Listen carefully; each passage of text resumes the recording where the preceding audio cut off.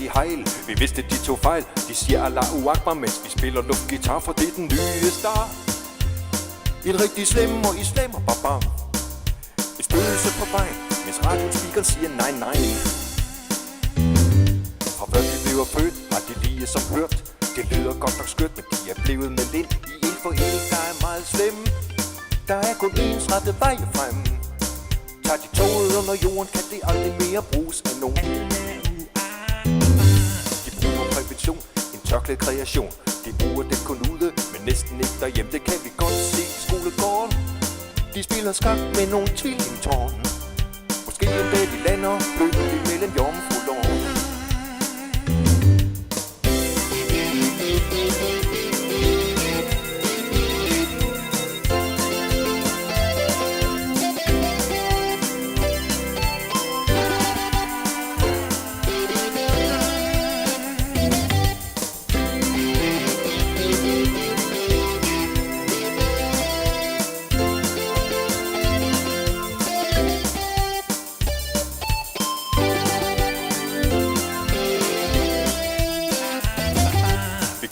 Der spørger, da vi åbnede vores dør, om vi godt kunne få lov til at lave lidt sjovt. Der blev sagt fandme nej.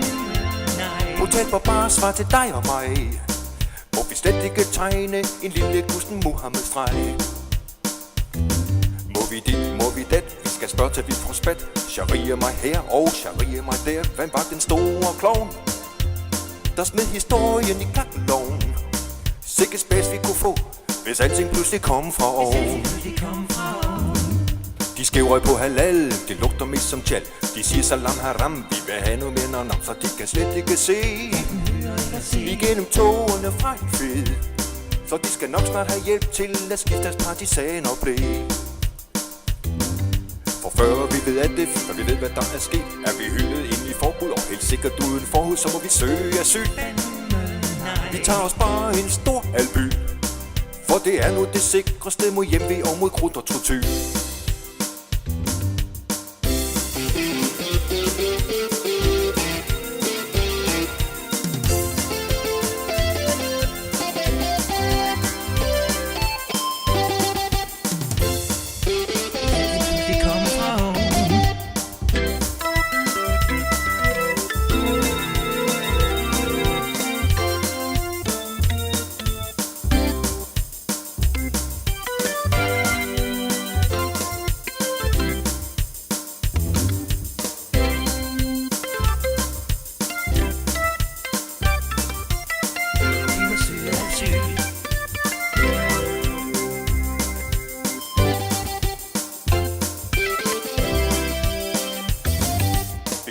Der spørger, da vi åbnede vores dør, om vi godt kunne få lov til at lave lidt sjovt. Der blev sagt fandme nej.